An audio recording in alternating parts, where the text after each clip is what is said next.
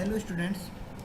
आज हम जो टॉपिक डिस्कस करेंगे उस टॉपिक का नाम है एपिडेमिक। एपिडेमिक को हम महामारी के नाम से जानते हैं। अब हम महामारी के नाम एपिडेमिक जो टर्म्स आ रहा है, ये सिमिलर इसके जो एपिडेमिक से रिलेटेड दो टर्म्स और देखने को मिलते हैं। एक तो हमारे पास देखने को मिलता है टर्म जिसका नाम है एंडेमिक। हमारे पास क्या नाम है, उसका नाम होता है एंडेमिक। एक तो हमारे पास देखने को मिलता है टर्म्स एंडेमिक, दूसरा एपिडेमिक, और तीसरा हमारे पास होता है टर्म्स जिसको हम बोलते हैं पेंडेमिक।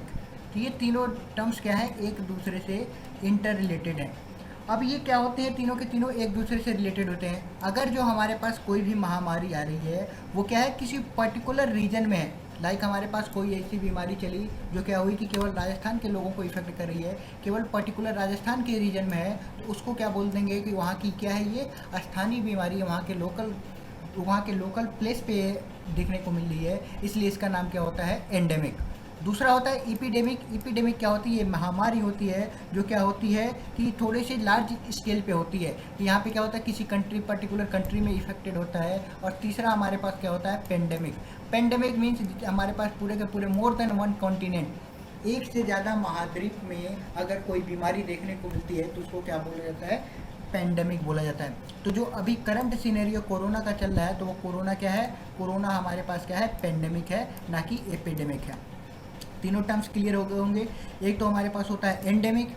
एंडेमिक जो हमारे पास होता है वो क्या होता है कि एक स्मॉल स्केल पे होता है, स्मॉल एरियाज में होता है, लोकल एरियाज पे होता है, तो उसको बोलते हैं एंडेमिक। दूसरा होता है एपिडेमिक, महामारी, ये थोड़े स्टेट लेवल पे या पूरे का पूरा स्टेट इसमें आ जाता है, एक कंट्री इफेक्टेड होती है तो उसको एपिडेमिक बोलते हैं। और तीसरा होता है पेंडेमिक, जिसमें क्या होता है, जिसको एक से ज़्यादा कंटिनेंट में, एक से ज़्यादा महाद्वीप में एक साथ देखा जाता है, तो उसको क्या बोलते हैं, एंडेमिक। जो हमारे पास होता है पेंडेमिक होता है। अब हम इपीडेमिक जो हमारा सिलेबस है, तो इपीडेमिक के बारे में पढ़ते हैं। तो सबसे पहले हमें सेम चीज़ें पढ़नी है, क्या हमें देखना है, क्या इंट्रोडक्शन के बारे में, फिर हमने कॉजेज के बारे में, फिर हम उसके इफ़ेक्ट्स के बारे में, और लास्ट में उसके कंट्रोल या उसको मिटिगेशन के बारे में पढ़ेंगे कि हमारे पास कंट्रोल और मिटिगेट कैसे करेंगे। तो स्टार्ट करते हैं। अब हमारे पास इपीडेमिक का मतलब क्या होता है, an epidemic is a rapid spread. Rapid means suddenly क्या हो रहा है, स्प्रेडिंग हो रही है, फैल रहा है क्या, infection disease to a large number of people. कि अचानक से कोई इन्फेक्शन है, कोई डिजीज है, कोई बीमारी है, क्या हो रही है, एक लार्ज नंबर में फैल रही है, तो उसको क्या बोलते हैं, महामारी बोलते हैं, इपीडेमिक बोलते हैं। तो ये क्या होता है, with in the short period of time. ऐसा नहीं है कि वो जो बीमारी हुई 4 साल 10 सालों में ऐसी हो रही है, कुछ means with in few hours, with in few days, with in few months में क्या हो रही है। अगर लार्ज क्वांटिटी के लोग को इफेक्ट कर रही है तो उसको क्या बोला जाता है, इपीडेमिक बोला जाता है। अब कॉजेज की बात करें कि इसमें कौन कौन से कॉजेज होते हैं, तो कॉजेज में सबसे पहला कॉज देखने को मिलता है ह्यूमन पॉपुलेशन का जो डायनेमिक पॉपुलेशन है, और इसका जो डायनेमिक बिहेवियर है। डायनेमिक पॉपुलेशन का मतलब क्या है कि जो ह्यूमन का पॉपुलेशन है वो कांस्टेंट नहीं है, स्टैटिक नहीं है, कंटिन्यूस क्या है, ये मीन्स इसको हम कैलकुलेट नहीं कर सकते, डायनेमिकली इंक्रीज हो रहा है। अब उसके चलते क्या होगा कि more people, as the more people populate the planet, की जैसे जैसे लोगों की आबादी प्लानट पे बढ़ती जा रही है, इससे पॉसिबिलिटी क्या हो रही है, उनके बीमार होने की, वायरसेस को इनकाउंटर मीन्स वायरस प्रोड्यूस होने की क्या होती है, टेंसी भी क्या हो रही है, ग्रेटर होती जा रही है, उसकी भी पॉसिबिलिटी क्या हो रही है, बढ़ते जा रही है। दूसरी चीज़ जो इनका बिहेवियर है, बिहेवियर मीन्स कि अभी एक प्लेस पे यहाँ है, मीन्स इंडिया में है, और तुरंत क्या पहुंच जाएंगे, कुछ आवर्स में क्या होंगे, यूएस में पहुंच जाएंगे। तो ये हमारे पास ऐसे पहले के ज़माने में नहीं होता था। अब एक प्लेस से दूसरे प्लेस में बहुत ही क्विकली लोग क्या करते हैं, ट्रेवल कर जाते हैं, ट्रेवल कर रहे हैं बहुत ही डायनामिकली, बहुत ही तेज़ी से क्या कर रहे हैं, एक प्लेस से दूसरे प्लेस पे फैल रहे हैं। तो जो इनके जो हमारे पास कॉजेज हैं, जो हमारे पास इपीडेमिक जो महामारी फैलने के कॉजेज हैं, ये भी क्या होते हैं, एक से दूसरे में फैलने में भी क्या होते हैं, बहुत ही ज़्यादा इंक्रीज हो रहा है। क्यों हो रहा है, एक पर्सन को अगर हुआ इंडिया में तो क्या हो गया, तुरंत ट्रेवल करके दूसरे प्लेस पे चला गया, और दूसरे प्लेस पे गया तो वहाँ के लोगों को भी क्या हो जाएगा, ये एंडेमिक उस बीमारी से इफेक्टेड हो जाएगा। तो एक तो हमारे पास क्या हो गया कि ट्रैवलिंग क्या हो रही है, अभी ये पता है कि अभी हम क्या कर सकते हैं, ग्रेटर डिस्टेंस ट्रेवल कर सकते हैं एज कम्पेयर टू बिफोर। पहले के ज़माने के कंपेरिजन में ज़्यादा डिस्टेंस ट्रेवल कर सकते हैं, विद इन शॉर्ट टाइम में, कम समय में हम ज़्यादा डिस्टेंस ट्रेवल कर सकते हैं। तो पहला तो हमारे पास रीजन ये था ह्यूमन पॉपुलेशन का डायनेमिक बिहेवियर। दूसरा हमारे पास है कि डिफरेंट टाइप्स के क्या हो रहे हैं, जो चेंजेज हो रहे हैं किसमें, इंसेक्ट जो हमारे पास होते हैं इंसेक्ट में और रिजर्वायर पॉपुलेशंस में। मीन्स हमारे पास इंसेक्ट क्या होते हैं, कीड़े मकोड़े होते हैं। अब हमने देखा था कि पहले हमारे पास क्या होता है, डिफरेंट डिफरेंट टाइप के फ्लूज होते हैं। अब जैसे जैसे हमारे पास क्या हो रहा है, चेंजेज हो रहे हैं, तो फ्लूज में भी वायरसेज में भी क्या है, डिफरेंट डिफरेंट नए वायरसेज देखने को मिल रहे हैं। As a virus find into its way to into a new carrier की, मीन्स हमारे पास जो वायरस होते हैं ये क्या हो रहे हैं, नए नए कैरियर्स मिलते जा रहे हैं। नए नए कैरियर्स के चलते अब ये क्या करेंगे, नए नए कैरियर्स मिलेंगे नए नए इकोसिस्टम में। ज़्यादा पॉपुलेशन है, हर पॉपुलेशन का अलग अलग टाइप के इकोसिस्टम है, तो उस इकोसिस्टम में इनके अलग अलग मिल रहे हैं इकोसिस्टम, अलग अलग पॉपुलेशन मीन्स मिल रही है, अलग अलग पॉपुलेशन का बिहेवियर होगा। तो जो इंसेक्ट भी हो रहे हैं, जो हमारे पास इंसेक्ट हैं, जो कीड़े मकोड़े हैं, उनके लिए भी क्या हो रहा है, ये नया कैरियर बन रहा है। This was specially critical to the spread of the west, जो हमारे पास एक वायरस है वेस्ट नाइल वायरस, ये क्या था, इस क्रिटिकल था इन सब चीज़ों में क्या था, फैलने के लिए। This virus is believed to have been introduce, कहाँ पे इंट्रोड्यूस हुआ था, नॉर्दर्न वेस्टर्न हेमिस्फीयर, जो हमारे पास ग्लोब का पश्चिमी किनारा है, पूरा का पूरा जब ग्लोब देखते हैं तो ग्लोब में हमारे पास क्या होता है, ऊपर वाला पार्ट कहलाता है नॉर्दर्न हेमिस्फीयर, नीचे वाला साउदर्न हेमिस्फीयर, और जो नॉर्दर्न में ही जो हमारे पास वेस्ट वाला पार्ट होता है उसको क्या बोलते हैं, वेस्टर्न हेमिस्फीयर। तो वेस्टर्न हेमिस्फीयर के जो पीपल्स हैं वहाँ पे क्या है, ये मोस्टली देखने को मिलता था। तो बाकी सारी इसकी क्या है, आगे की हिस्ट्री लिखी हुई है। तीसरा हमारे पास रीजन क्या है कि इसके जो कॉजेज हैं इपिडेमिक होने के, वो है वेदर और क्लाइमेट चेंजेस। हमें ये चीज़ें देखने को मिल रही हैं कि हमने अभी प्रीवियस क्लासेस में पढ़ा ही था कि क्लाइमेट चेंजेस क्या क्या चीज़ें होती हैं, क्लाइमेट चेंजेस किसको बोलते हैं, वेदर किसको बोलते हैं। अब करंट सीनरी क्या है कि जो वेदर कंडीशन है इसको प्रेडिक्ट करना ही क्या है, बहुत यही ज़्यादा मुश्किल है कि कहाँ पे बाढ़ आ सकती है, कहाँ पे भूकंप हो सकता है, कहाँ पे हमारे पास सूखा पड़ सकता है। ये चीज़ें प्रिडिक्ट करना भी आप क्या हो गया, वेदर को प्रिडिक्ट करना मुश्किल होता जा रहा है पहले के कंपेरिजन में। तो changes in weather and climatic जो हमारे पास सिचुएशन है वो क्या होगा कि drive to some animal carrying viruses to the different area. अब इसके चलते क्या होगा कि जो वायरसेस क्या क्या करेंगे, ड्राइव होंगे, ड्राइवर का काम करेंगे, ले जाने का काम करेंगे एनिमल्स जितने भी हैं, कहाँ, डिफरेंट डिफरेंट एरिया में, where they could be spread disease to people. अब जो एनिमल्स में कोई हमारे पास डिजीज आ गई, कोई बीमारी आ गई, तो क्या हो जाएगी, स्प्रेड हो जाएगी, फैल जाएगी, किसमें, पीपल्स में फैल जाती है। अब इसका एग्जाम्पल क्या है, एक परफेक्ट एग्जाम्पल जो है था कि 1993 में जो हमारे पास 1993 में हंटा वायरस सुनने को मिलता। रिसेंटली अभी जो हमारे पास कोरोना चल रहा है, कोरोना के बाद ही ये अगेन क्या हुआ था, हंटा वायरस जो था ये चाइना में देखने को मिल रहा था। तो चाइना में क्या था, एक तो हमारे पास हंटा वायरस देखने को मिला था, और एक तो हमारे पास ये चीज़ें हो गई कि जो हंटा वायरस जनरेट कहाँ से हुआ था, तो सबसे पहले हमारे पास ये चीज़ें जनरेट हुई थी 1992 में, जब 1993 में यूएस में ये चीज़ें देखने को मिली थी। तो एक तो हमारे पास ये चीज़ें थी कि जो इसका जो इफेक्ट था हंटा वायरस का, वो क्या था, 4 कॉर्नर्स रीजन ऑफ यूएस, कि ये 4 अलग अलग कॉर्नर्स में था यूएस के। बाकी इसके साथ ही क्या हुआ कि जो हमारे पास अल नीनो जो था वेदर का इफेक्ट था, ये क्या था 1992 में क्या हुआ था। इसके चलते क्या हुआ था, जो ये वायरस था, जो हमारे पास ये डिजीज़ थी कि अल नीनो जो हमारे पास वायरस था, ये क्या था 1992 में जनरेट हुआ था। और जो इसका क्या था, इसमें क्या हुआ था कि जो रेनफॉल होता है वो रेनफॉल क्या हुआ था, जितना नॉर्मल रेनफॉल था उससे क्या हुआ था, एवरेज से बहुत ही ज़्यादा रेनफॉल हो गई थी, जिसके चलते वहाँ पे क्या हुआ था, वाटर बोर्न डिजीजेज क्या हो गई थी, क्रिएट हो गई थी। वहाँ पे जल से संबंधित क्या थी, जल से जितनी भी बीमारी हो सकती थी वो बीमारियाँ वहाँ पे क्रिएट हो गई थी। अब उसी के चलते क्या हुआ था, वहाँ पे हंटा वायरस जनरेट हो गया था। नेक्स्ट हमारे पास कॉजेज हैं टेक्नोलॉजी का। अब टेक्नोलॉजी के चलते भी क्या हो रहा है, इपिडेमिक महामारी फैल रही है।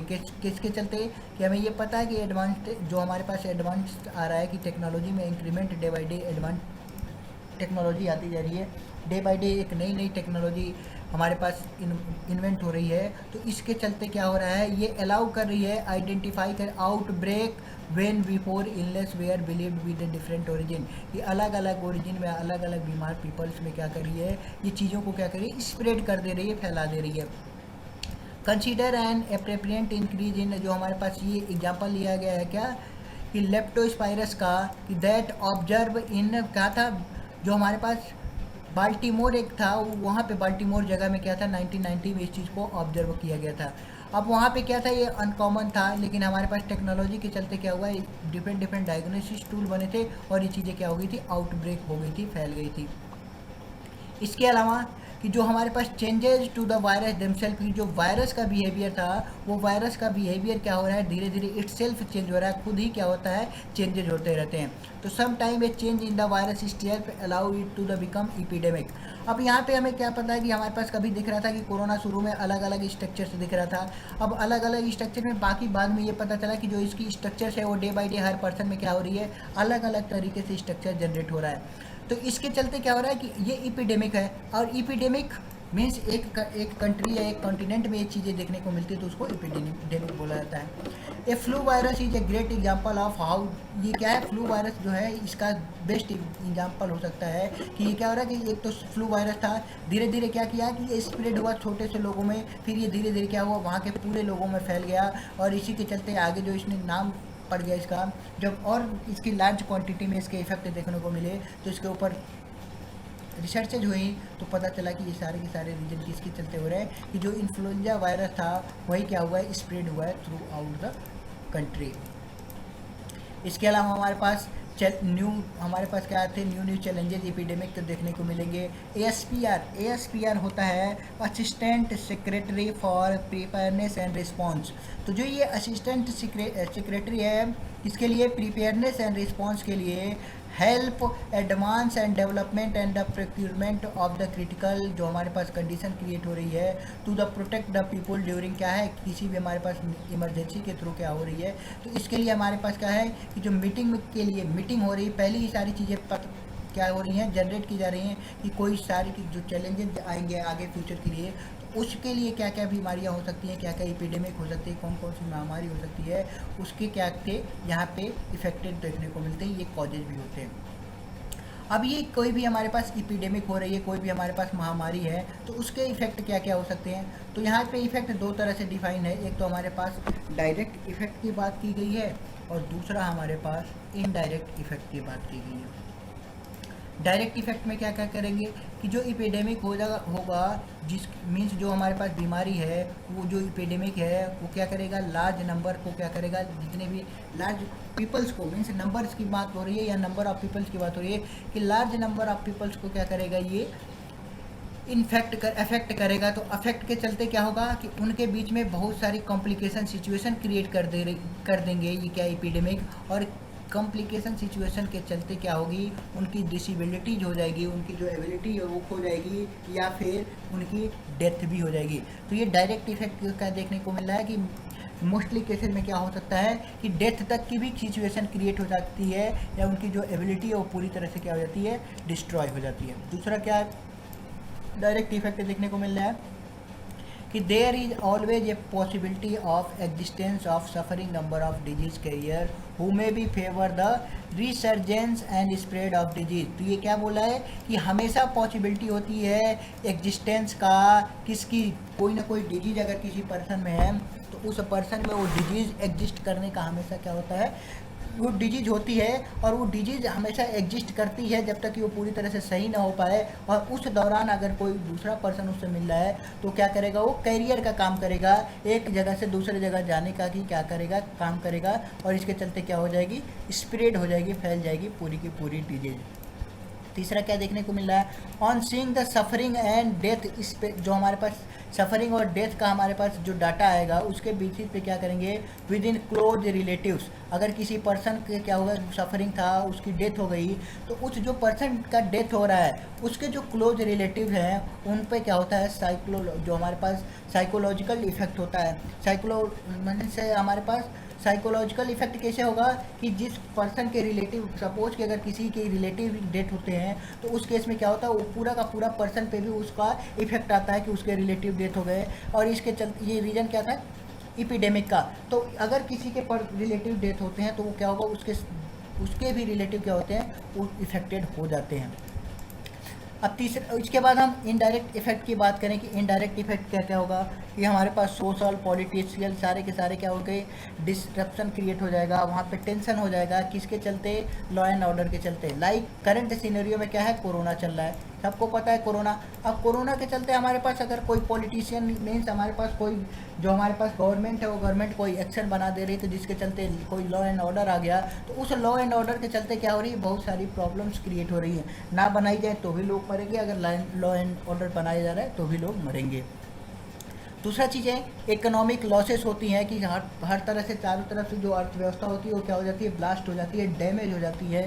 तो ये इसके बारे में ज़्यादा बताने की ज़रूरत नहीं है, क्योंकि ये करंट सिनेरियो में दिख ही रहा है कि हर किसी की जो आमदनी थी, जो इनकम थी, वो क्या हो रही है, डैमेज हो गई, पूरी तरह से ख़त्म हो गई है।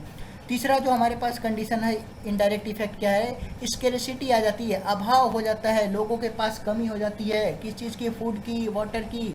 तो जितने भी हमारे पास न्यूट्रिएंट थे वो क्या हो जाता है, और वहाँ पे स्टारवेशन, भूखमरी पैदा हो जाती है। तो ये अभी भी सिनेरियो में यही चीज़ें चल रही हैं कि लोगों के पास जॉब नहीं है। जो हमारे पास डेली वर्कर्स थे, डेली वर्कर्स के पास जॉब नहीं है, उनका काम यही था कि डेली कमाना, डेली खाना। तो वहाँ पे उनके लिए भी क्या है, स्टारवेशन, भूखमरी, अकाल की सिचुएशन पैदा हो गई है।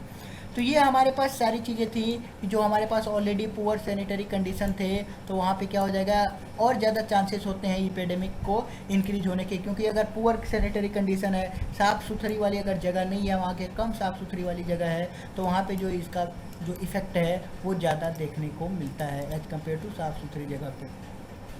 अब हम नेक्स्ट बात करते हैं, जो लास्ट स्टेज होता है वो क्या है, मिटिगेशन करने का, मिटिगेट करने का, इस चीज़ को, इसके इफेक्ट को मिनिमाइज करने का या इसको कंट्रोल करने का कौन कौन से रीजन, कौन कौन से वे हो सकते हैं कि हम इसको कंट्रोल कर सकें।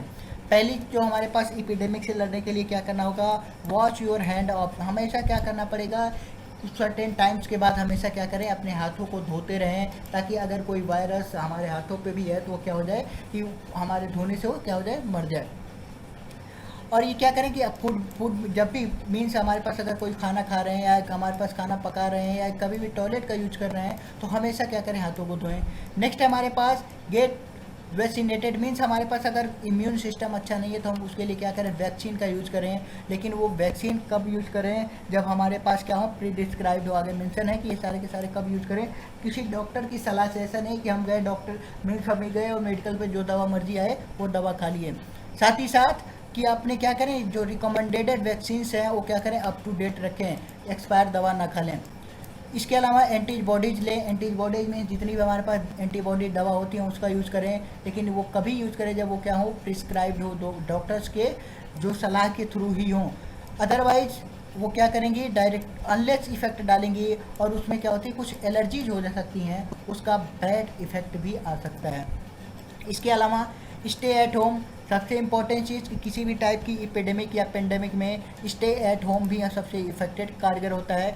तो क्या करें, घरों पे रहें, सुरक्षित रहें। अगर आपको कोई साइन दिखता है या सिम्टम दिखता है, तो किसी भी इन्फेक्शन हो रहा है, तो उस पर्सन से भी क्या करें, दूरी बना लें।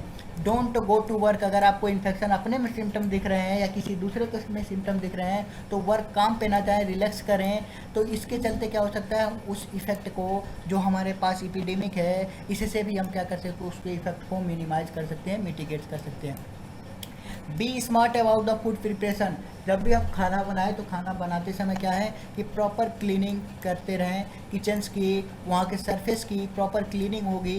प्रॉपर क्लीनिंग होने के चलते जो वहाँ पे वायरसेस के चांसेस होंगे वो भी क्या हो जाएंगे, कम हो जाएंगे। तो हम क्या करें कि जो खाना बना रहे हैं, फूड प्रिपरेशन से पहले क्या करें, सारे के सारी जगहों को अच्छी तरह से साफ़ सुथरी सफाई कर लें।